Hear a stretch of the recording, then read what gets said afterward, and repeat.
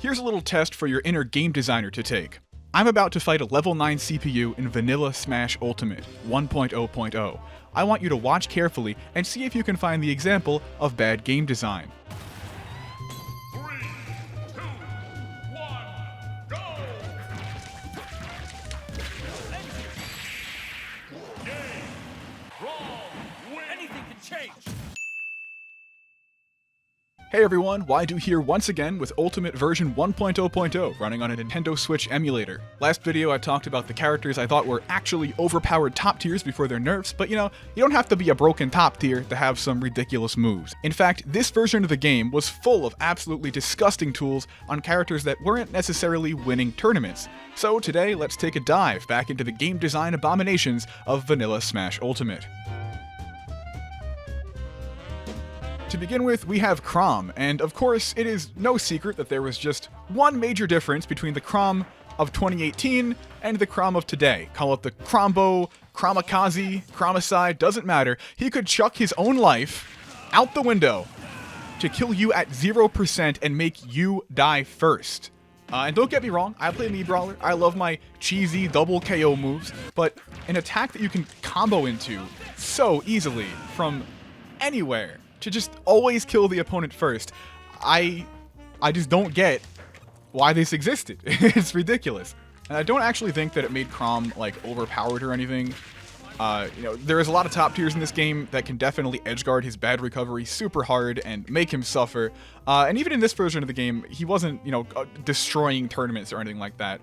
But it was just a really poorly balanced option, in my opinion, that completely changed the dynamics of the game. You could be up 2 stocks to Krom's 1, and you could just beat the heck out of him until his last stock was just hanging by a thread. And then as soon as you died once and respawned, it'd be like, wow, hope I can make this comeback. So it turned out people really didn't like playing a character that could turn losing games into wins with 2 moves. And luckily, this got patched out pretty quick in 2.0.0. On January 29th, 2019, they lowered the knockback of the spike, and they even made Krom speed up as he descends. So you see here, he's going to constant speed, but in the current version of the game, he actually speeds up as he goes on. So overall, I think this patch was a very good one in terms of Krom. I just don't think that in any fighting game you should be able to make comebacks that quickly and just steal the game. So in this patch, Vanilla Smash Ultimate, he was just a menace with this comeback mechanic, and better than any Arsene or One-Winged Angel or anything like that. And the patch made it so that, he can trade stocks now pretty easily, but he can't use that to win games. Most of the time. So next up is my personal favorite stupid vanilla move, because it's on Duck Hunt. Now, I'm willing to bet that most of you don't play Duck Hunt, and you probably don't even know someone who plays Duck Hunt, but I bet you do know that this is a character that plays a very slow and patient game, right? They're not supposed to be doing insane combos, like Ryu or something, right? At most you get, if I put Bowser at like 50, at most you get probably like forward throw to 1 can and then a back air or something. Like, it's not crazy. It's just simple projectile setups that can get you some damage. There you go, like 40. So with that in mind, Vanilla Duck Hunt had a certain combo that I would like to show you. So watch this.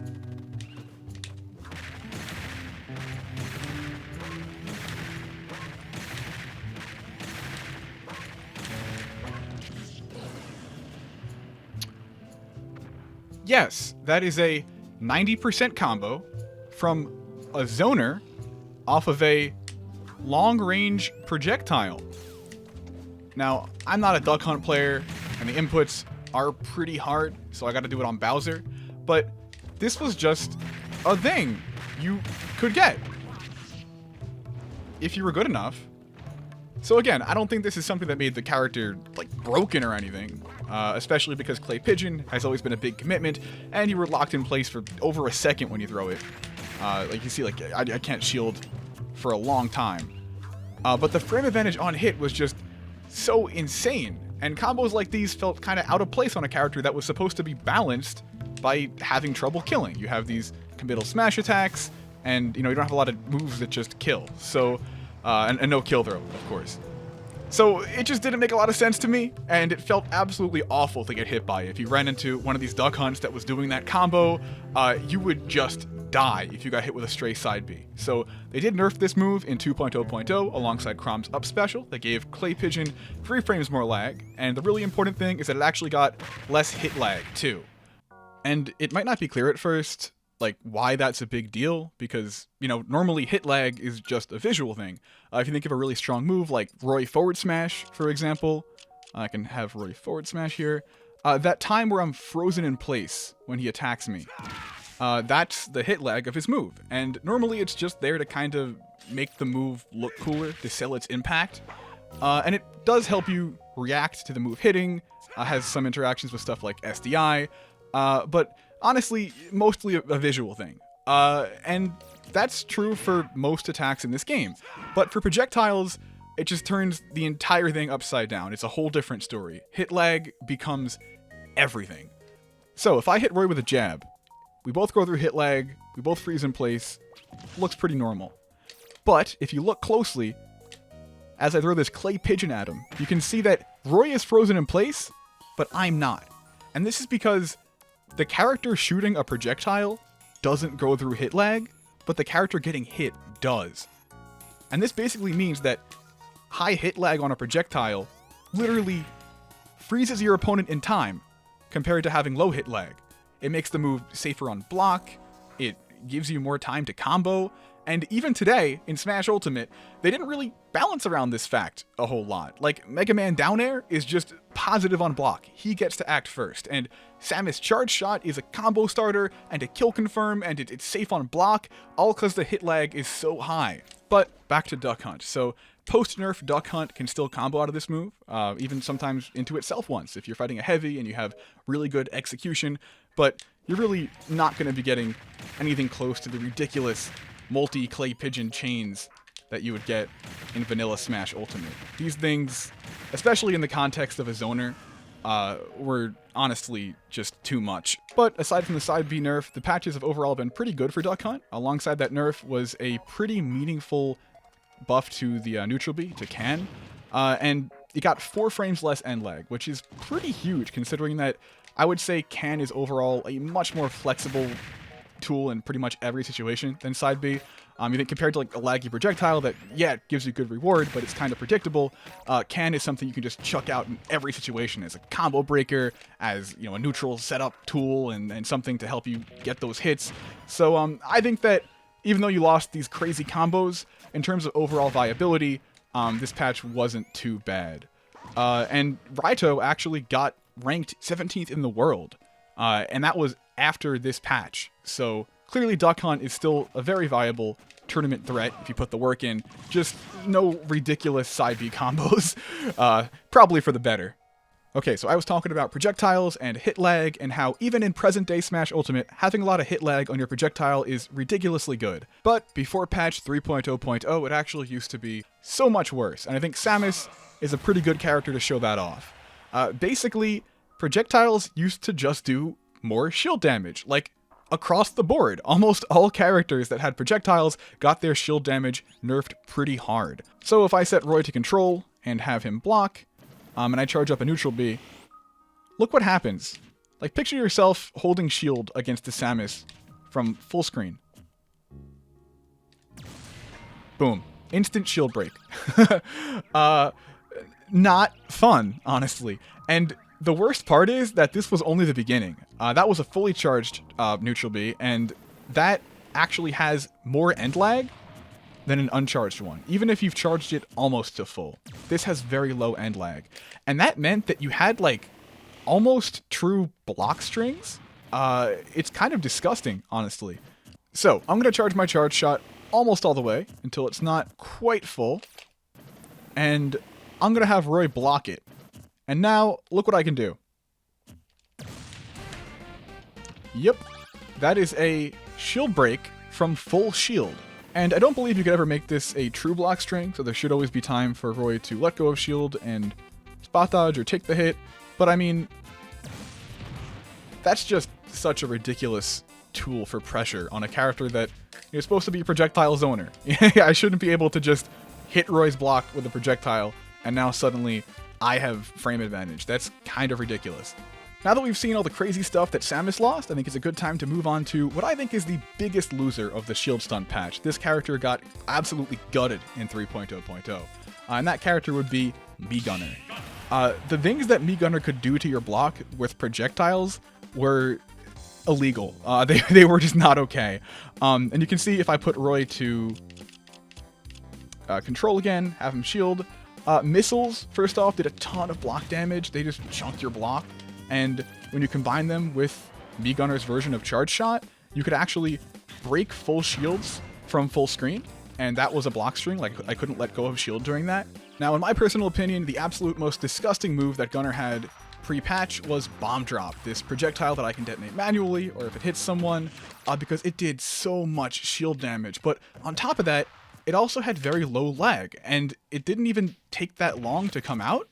So you had these ridiculous setups like this, where you bomb drop and then up tilt, and it just breaks Roy's shield from almost full. And it isn't like Roy's holding shield here, right? Like if Roy lets go of shield after the bomb hits, it still breaks his shield. It locks him into blocking and then breaks his block. And that is just ridiculous to me, but it got even worse. Because let's say Roy sees this thing coming, right? Let's say Roy knows that the bomb is going to come and try to blow him up, so he decides to parry it, right? After all, parrying is a pretty good counter to projectiles, right? Well, I'm going to put Roy at 140% for dramatic effect, and now let's see what happens when Roy tries to parry that setup. Oh, he died. So on the defender's side, you could actually reshield if you knew that was coming, but that just led to more disgusting stuff like this. He got his shield broken for parrying me and then picking a defensive option so he wouldn't die anyway after parrying. It's like playing rock, paper, scissors, where I pick scissors, you pick rock, and then I cut your rock in half. Which, I mean, I think that qualifies as awful game design. Not quite sure though. Anyway, so the reason this stuff works, even on parry, is because parries in general used to be worse versus projectiles. They actually had up to 3 frames less frame advantage if you parried a strong projectile. And that was a universal change that happened in 3.0.0. But for some reason that I can only speculate about, it just didn't work. Like, the balance change only applied in training mode. It did not apply in real matches. It only applied in training mode. And that didn't get fixed until October 2020, which is a year and a half where a major game-changing bug was affecting game balance. Which is definitely one of the more interesting stories of this whole Smash Ultimate balance saga. I just think it's pretty incredible that all this happened. And I'm not even done talking about Gunner yet, because we still got to talk about this new trippy, which is grenade launch. It's pretty slow, and I would say very reactable, especially in offline environments, but online it has always been a menace, and pre-patch it did even more block damage from a distance. Fun fact about this move though is it actually didn't get nerfed that hard from the pre-patch days. Like, from around this distance in modern Smash Ultimate, this is still a guaranteed dash grab. It's over plus 10 on block at this range, and you can literally just grab someone if you hit them with the grenade on their block. So still ridiculous versus shield, but just one more tool that pre-patch Mii Gunner had in their arsenal, you know, for all these ridiculous shield breaking setups. I mean, really, words can't describe my feelings at the fact that this was allowed to be in the game. And of course, if you thought Bomb Drop was safe on parry, this move just could not care less. This move doesn't care about your parries. It absolutely shreds shields, parries, spot dodges. It just kind of does everything. And keep in mind, even pre-patch, Gunner had a lot of weaknesses. This character is slow, not a lot of good combo breakers, a pretty bad disadvantage state, even with Arm Rocket, which is a pretty cool recovery move. So I don't think the character was like broken or anything. Like all the other characters in this video, they had flaws. But just the fact that your projectiles could eat shields and even parries from like any range, I think this is probably one of the worst designed characters in Smash history, honestly. And I say that as a Gunner player. Like I love playing Gunner, but especially in a game with such bad Wi-Fi, I mean, imagine playing against a Gunner when you can't react to this in the era when this was even safer on block. It's just a recipe for a horrible gameplay experience to me. I kind of can't believe that this existed at any point, and I also can't believe they didn't get nerfed harder than they did, to be honest. They've been pretty much untouched aside from this shield stun patch, which, I mean, I love playing the character, so I'm thankful for that, but also, like, why was this ever a thing? Oh, man. Now, before I get into my last example of awful vanilla ultimate game design, I do have a couple of dishonorable mentions. First up is Snake, whose up smash used to do this. Fun. And my other honorable mention is the king of grabs himself, Luigi. And don't get me wrong, his true zero death combos off of grab are the pinnacle of bad game design to me, but this video is about bad game design in vanilla Smash Ultimate, and the combo is kind of just still here. And they really tried to patch it out. They really tried their hardest, but they didn't succeed. So basically, before 2.0.0, his down air spiked grounded opponents instead of knocking them away, like it does today, and this was the foundation of the classic Luigi zero death combo, which consisted of a down throw, down air, nair, down air, down air, up B. And with a little bit of practice, it was actually extremely easy. It didn't take a whole lot of mechanical precision to pull off, and you could kind of just do it over and over again without a whole lot of practice. And yeah, so they figured that this down air nerf would be a great way to stop the zero to death combo from happening, but we all knew they were going to screw up the nerf, because I mean, a character like this, where you have these really fast moves in midair that send every which way, it's hard to make them not combo into a really fast move like up B. So I actually on Twitter had like this Smash Ultimate bingo, and I believe I said like 2.0.0, they're gonna nerf Luigi's kill combo, but by making it slightly harder. And it was like a joke, like, oh, we're all laughing, like, haha, pretty funny. And then of course they nerfed it by making it slightly harder. Thank you, Sakurai. Very cool.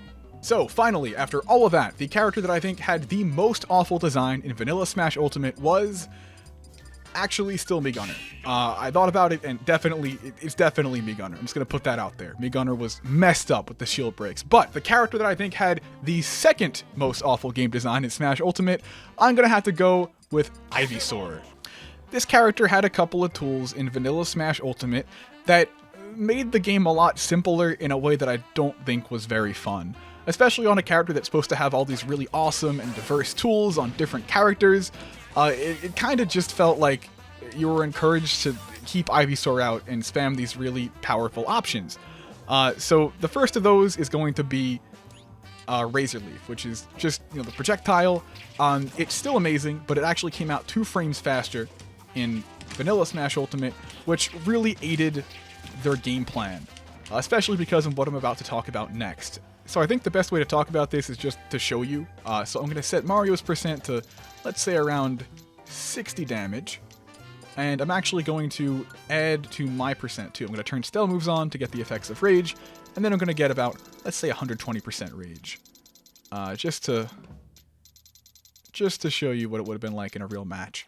And let's say I get 1 stray projectile, 1 stray Razor Leaf in neutral. What's going to happen off that? Oh, instant death. That's pretty cool. It creates these situations where if you get hit with a projectile at max range, you die. And if you're at like 90 and you get hit with a projectile up close, you die. And if you don't want to get hit by a projectile, so you block, you get grabbed, and you die. cool. And if you didn't die immediately, Ivysaur had a much larger sweet spot on down air. Down air's sweet spot used to be so big, like it does the same damage as the sour spot, but you can see here it's fixed damage, and if I get the sweet spot, Mario will go flying. Sour spot, Mario won't, like that. But it's actually kind of hard to get the weaker hitbox. Like, I gotta really miss that move. I can be like above Mario really far, and he'll still bounce. This was definitely just the best spike in the entire game. But in 4.0.0, in July 2019, they really nerfed the aerial knockback of Vine Whip when you use it in the air. And they also made the projectile start up 2 frames later and have 2 more total frames.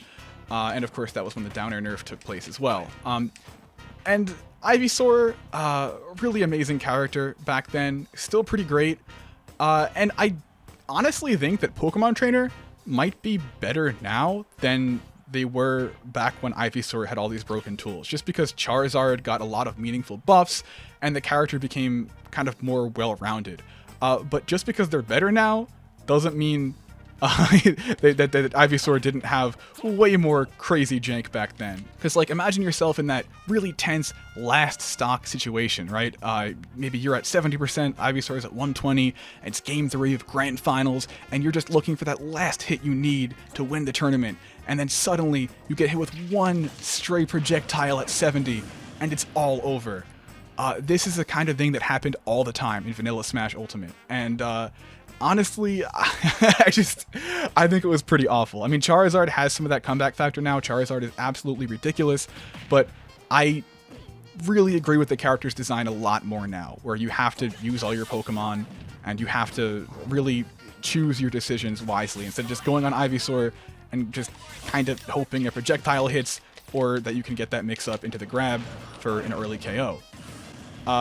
So yeah, that pretty much concludes it for today's look at some of the worst things that I think Vanilla Smash Ultimate had to offer.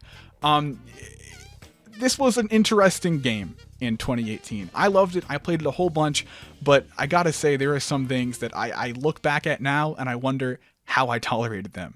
Anyway, as always, thanks for watching. Be sure to subscribe and let me know in the comments if there's anything you feel I missed. I am planning on making at least one more video on Vanilla Ultimate, since there were a lot of just messed up universal mechanics and jank that I still want to cover. I think there's a lot of very fun and very questionable stuff left to show you in 1.0.0. And finally, after everything we just saw, let's just take a moment to be thankful that we never have to deal with any of these horrible things ever again. And on that note, see you next time.